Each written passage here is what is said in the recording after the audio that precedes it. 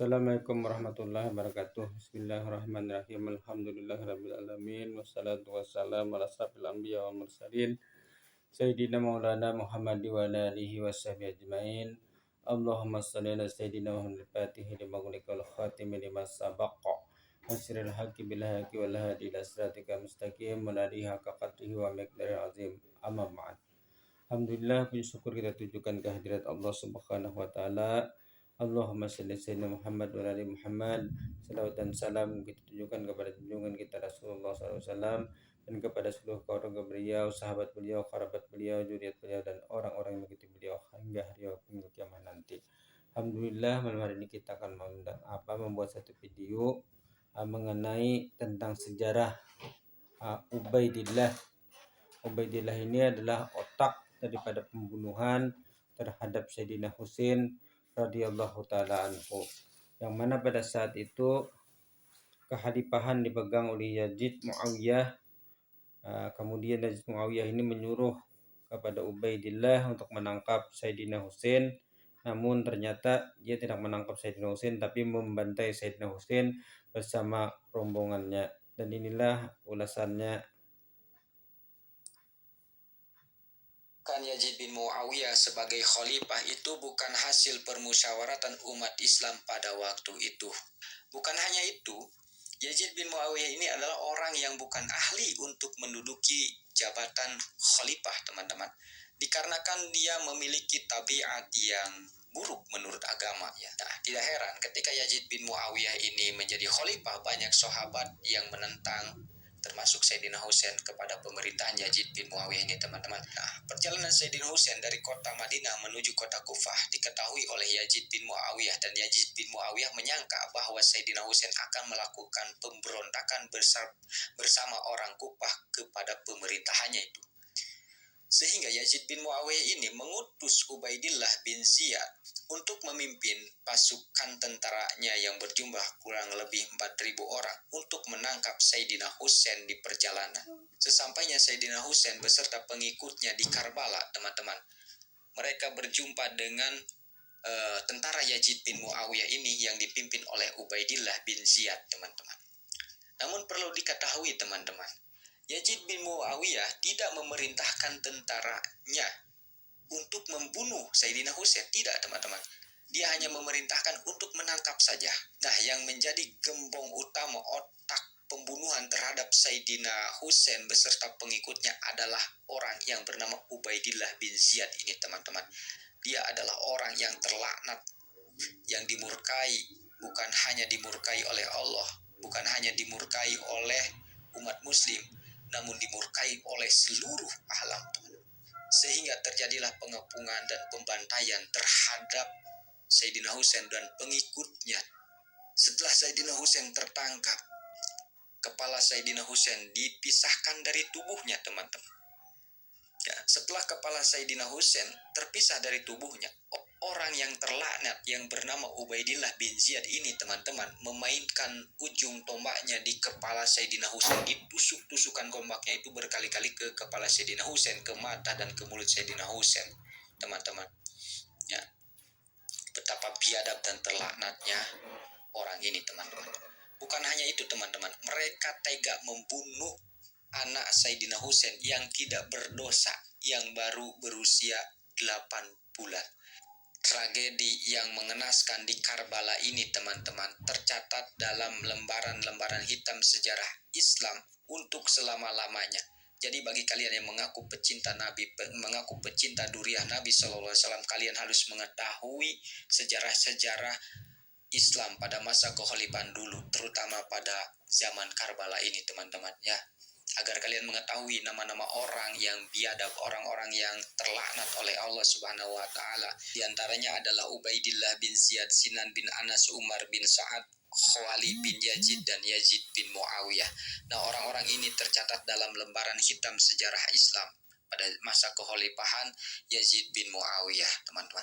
Lalu apa hubungannya antara Ubaidillah bin Ziyad dengan Ubaidillah leluhur Ba'alwi, yang mereka mengklaim bahwa Ubaidillah leluhur mereka itu putra dari Sayyid Ahmad al-Muhajir, teman-teman. Klan Ba'alwi ini mengaku keturunan Rasulullah Shallallahu Alaihi Wasallam dari jalur Ubaidillah bin Ahmad al-Muhajir. Ahmad al-Muhajir ini keturunan dari Sayyidina Husain bin Ali karramallahu wajhah. Tentunya ini menjadi pertanyaan yang sangat besar.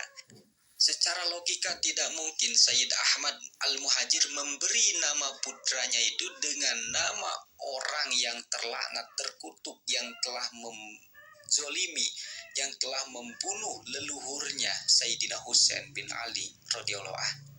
Secara logika ini tidak mungkin, teman-teman.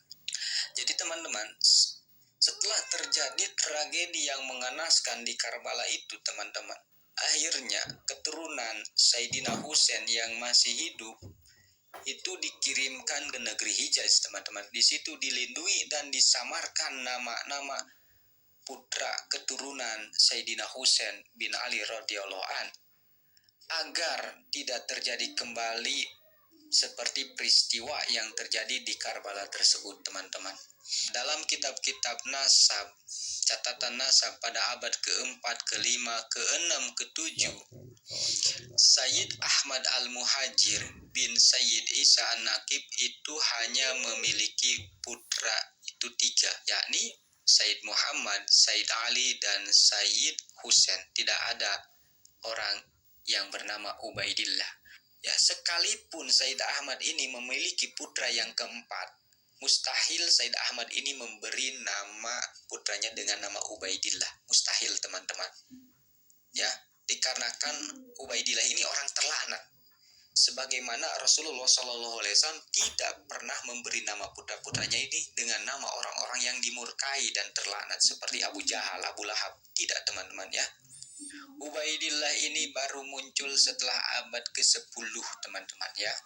Abad ke-10. Ya, dari nama saja mustahil Ubaidillah ini putra Said Ahmad.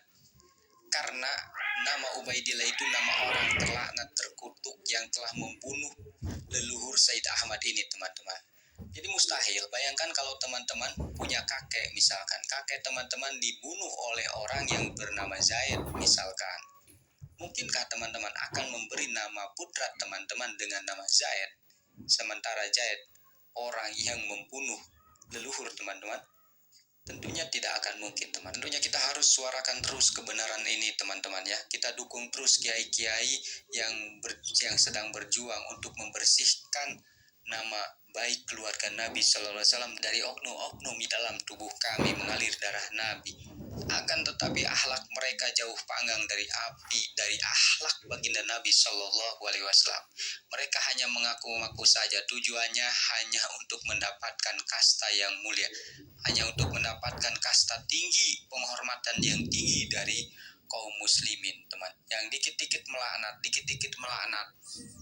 Ya, tentunya itu bukan durian Nabi, teman-teman, ya. Durian Nabi tidak seperti itu. Karena melaknat orang yang bukan terlaknat itu hukumnya dosa besar, teman-teman, ya. Dan mereka berani mengatasnamakan Nabi Sallallahu Alaihi Wasallam. Ya, mereka sering membawa hadis-hadis palsu mengatakan kata Nabi, padahal tidak, teman-teman, ya. Tidak ada dalam hadis satupun. Seperti mereka mengatakan orang yang tidak percaya kepada keabsahan nasab Ba'alwi yang tersambung kepada Sayyidina Husain melalui jalur Alwi bin Ubaidillah bin Ahmad, itu berarti orang tersebut adalah anak jinah. Kata Nabi, katanya, masa iya Nabi menuduh jinah kepada orang lain? Menuduh jinah itu hukumnya dosa besar, teman-teman. Bahkan dalam hadis sahih dikatakan ada salah satu sahabat yang mengaku zina kepada Nabi.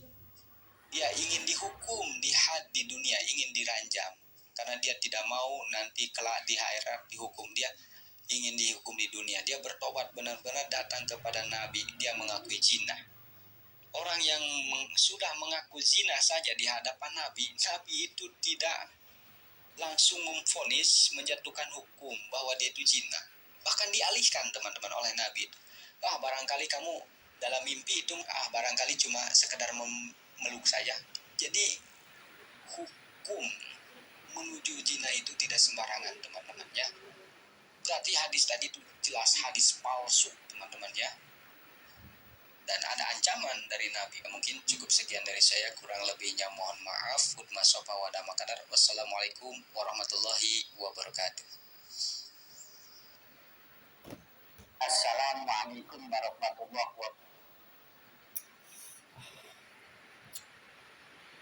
Itulah tadi rekamannya, ada ulasan dari teman-teman kita yang mengulas tentang Ubaidillah bin Ziyad merupakan ada otak pembunuhan daripada sahabat zuriat Rasulullah SAW, yaitu Sayyidina Husain, dengan pembunuhannya di Karbala. Ini video kami persembahkan kepada teman-teman, mudah-mudahan ada manfaatnya. Ya, silahkan dikoreksi, silahkan dikomentari. Kami juga menunggu informasi dari Anda. Kalau Anda ada yang tahu informasi yang lengkap, yang detail, ya kasih saja di kolom komentar biar kami lebih tahu. Kami juga kurang tahu tentang informasi, cuma ya begitu, sekadar itu saja. Wabillahi taufiq wa hidayah. Assalamualaikum warahmatullahi wabarakatuh.